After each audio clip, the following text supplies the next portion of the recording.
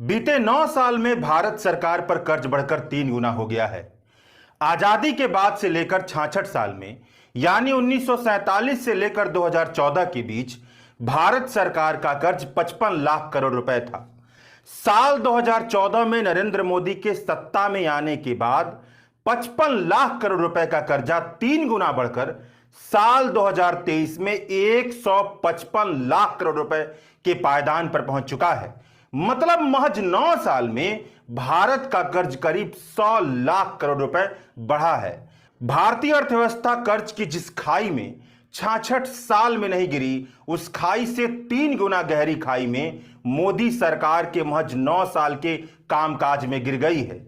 यह भी मोदी सरकार के 9 साल की एक ऐसी उपलब्धि है जो मोदी सरकार के 9 साल के प्रचार तंत्र के गान को बेसुरा कर देती है।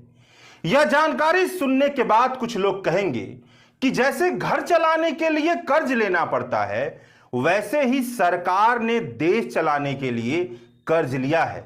भला 80 करोड़ लोगों को फ्री में अनाज दिया जाएगा तो कर्ज तो बढ़ेगा ही ना। मोदी जी अपने घर से पैसा थोड़े ना देंगे। इसलिए आगे बढ़ने से पहले सरकार पर चढ़ने वाले कर्ज के बारे में एक बुनियादी बात समझ लेते हैं। मशहूर अर्थशास्त्री प्रभात पटनायक कहते हैं कि जब हम देश के कर्ज की बात करते हैं तो उसकी तुलना घर के कर्ज से करते हैं। यह जायज तुलना नहीं है। इस तुलना के जरिए हम अर्थव्यवस्था को ढंग से नहीं समझ पाते। जिस तरह से घर का कर्ज होता है, ठीक वैसे ही देश का कर्ज नहीं होता है।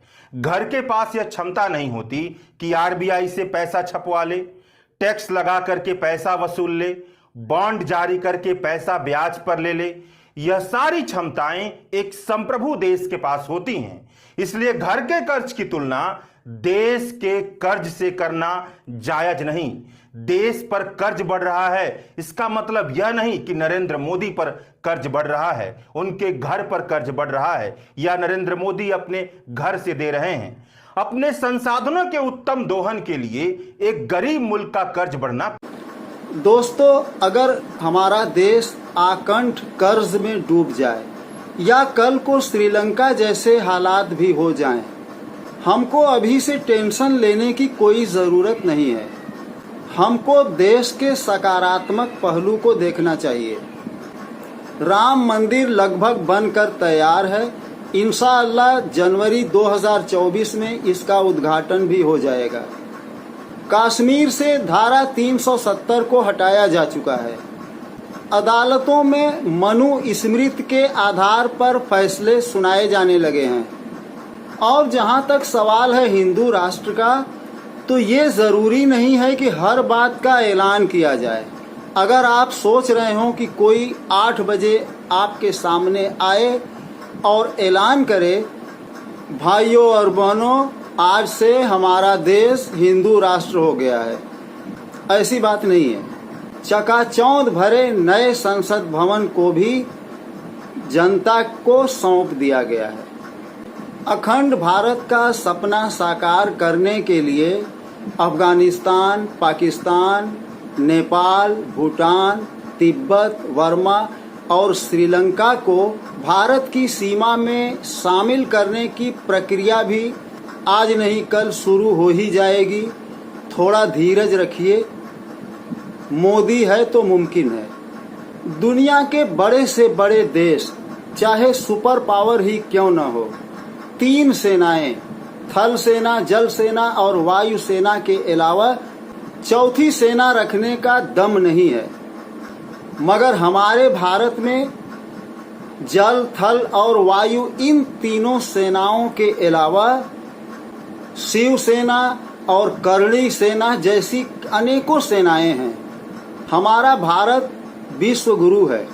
ये अलग बात है कि नए संसद भवन का उद्घाटन एक ही पार्टी के नेताओं द्वारा हो जाता हो और सर्वधर्म प्रार्थना होने के बाद झूठ बोलने का सिलसिला शुरू किया जाता हो और घंटों लोकतंत्र के महिमा मंडल करने के बाद लोकतांत्रिक ढंग से धरने पर बैठी महिला खिलाड़ियों को लठिया दिया जाता हो और तलाक मुद्दे पर वही शख्स सबसे ज्यादा लेक्चर झाड़ता हो जिसने खुद अपनी औरत को तलाक दे रखा हो और देश के एक जलते हुए सूबे में हमारे प्रधानमंत्री झांकने तक न गए हों और उनके एक मंत्री का घर भी फूंक दिया गया हो और प्रधानमंत्री निकल पड़ेंगे विदेशों में भारत का डंका बजाने। दोस्तों, आप अपने बेडरूम की दीवारों पर जो एक चपटी सी चीज टांग रखी है उन्हें इडियट बॉक्स भी कहा जाता है। अब इसकी तहकीक अभी जारी है कि इसको देखने वाला इडियट होता है या जो प्रोग्राम बनाते हैं वो इडियट होते हैं। बहरहाल आज आप जिन्हें मीडिया समझकर देखते हैं उनमें बहुत शातिर लोग घुसे हुए हैं और जादूगर भी। वह आपका दिमाग अपने पास गिरवी रख लेते हैं और आपके दिमाग के साथ छेड़छाड़ करते हैं। आप ऐसा सोचने लगते हैं जैसा वे लोग आपसे सोचवाना चाहते हैं। दोस्तों, ये हमारा देश हमेशा रहेगा और सत्ताधीश आते रहेंगे और जाते रहेंगे। हमारी सोच, हमारा विचार, हमारा दिमाग हमारे पास हमारी एक बहुत बड़ी पूंजी के रूप में है। इसे आप किसी चैनल वाले के पास गिरवी मत रखिए ताकि इसका संचालन आप खुद कर सकें। धन्यवाद।